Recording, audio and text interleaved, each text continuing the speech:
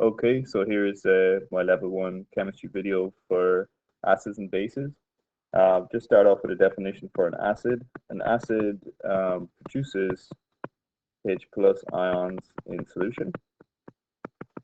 So acids are also described as being proton donors, where H plus is a proton because it only has one proton, no electrons making up the atom, or the ion rather, so they're referred to as protons often. Sources of protons then could be HNO3, that's nitric acid, HCl, which is hydrochloric acid,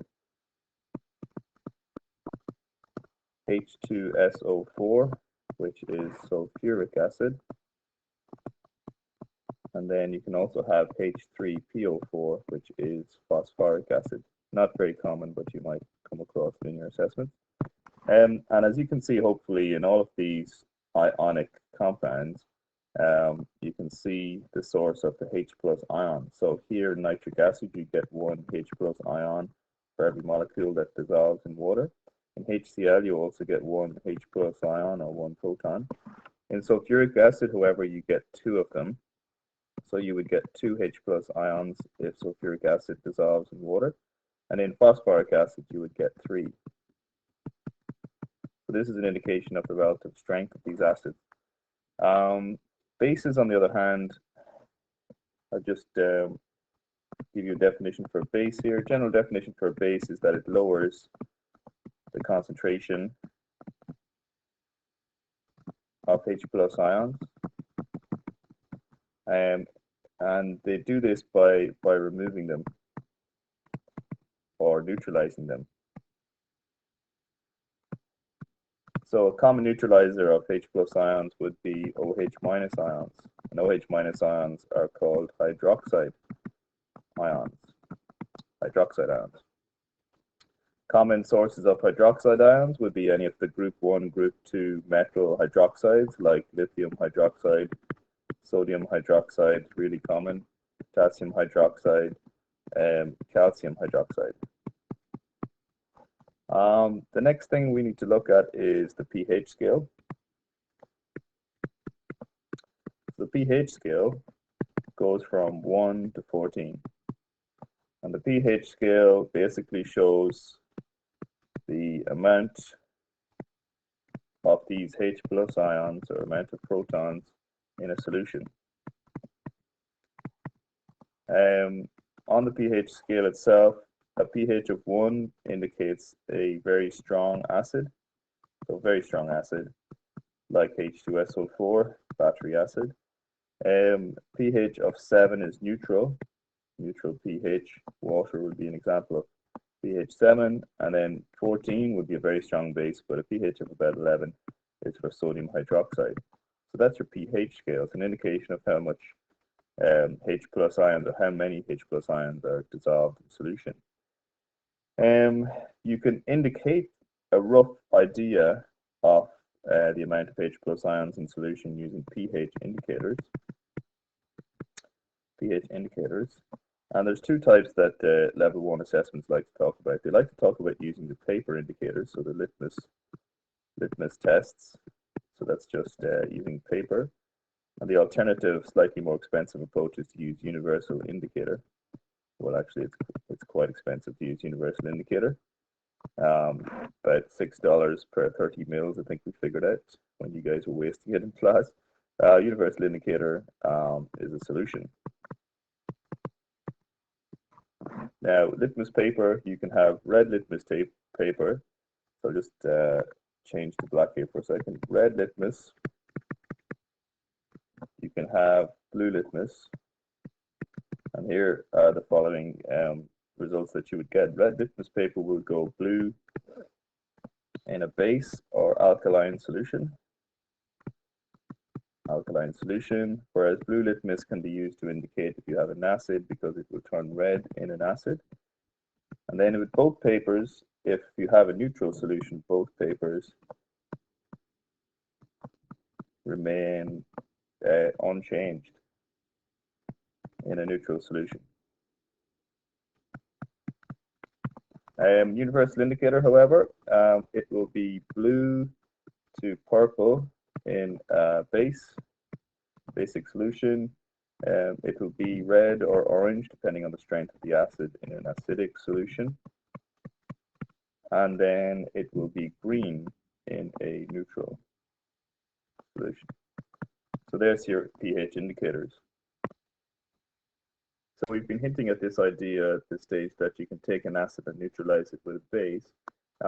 If you want to talk about a common everyday example of this, if you have acid reflux or stomach acid that's giving you problems, so indigestion, you would take some sort of alkaline substance to neutralize it, such as some stomach settling tablets. Even some milk would help. And the reaction that's happening there is that an acid reacts with a base, and if you have equal amounts of both of them in the correct proportions, you'll get a salt and water. And the water, of course, makes the solution neutral, and the salt itself is neutral. Now, a salt in chemical terms, in chemistry means you have a metal ion, and that's always written first, so the positive ion is written first, bonded to a non-metal ion. And that's ionic bonding.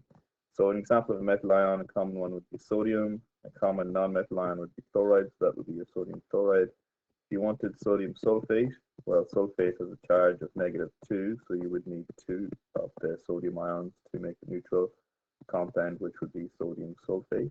That would be an example of a salt. You could have lithium, nitrate, etc.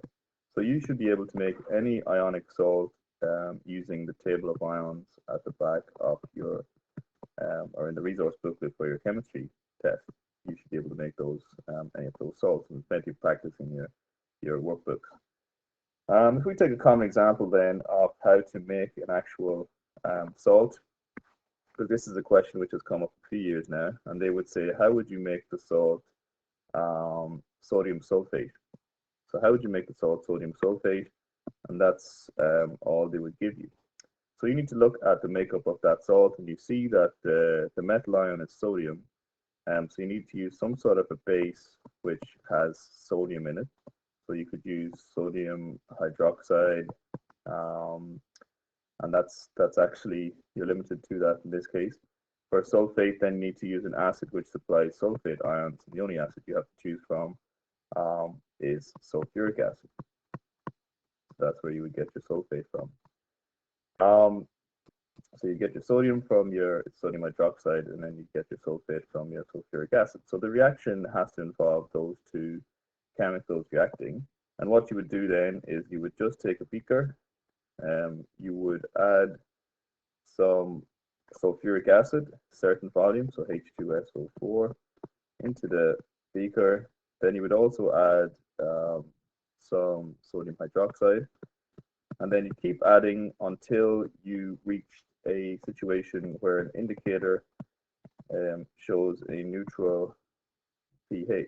So if it's red litmus, it stays red, blue litmus stays blue, or universal indicator turns green. And once you're at the neutralization point, well, effectively, you're just producing water when you react the acid with the base.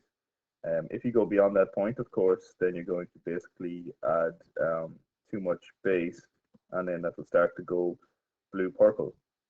So start off with the acid, it's going to be red initially with acid. Then it approaches green as it becomes neutral, and that's due to the water being produced in the neutralization reaction up here. And then it'll start to go blue and then purple as that starts to move into the basic region. So you want to stop here for neutralization reaction and for the salt to be maximized, the maximum amount of salt. How do you get the salt, excuse me, from this beaker? Well, what you need to do is the final step in the reaction is to take it and take the solution, put it into an evaporating dish, evaporate the water, so this stuff here, and then you should just be left with crystals of sodium sulfate, in this case, forming inside your evaporating dish using heat, of course. So that's a common question. That's the gist of it.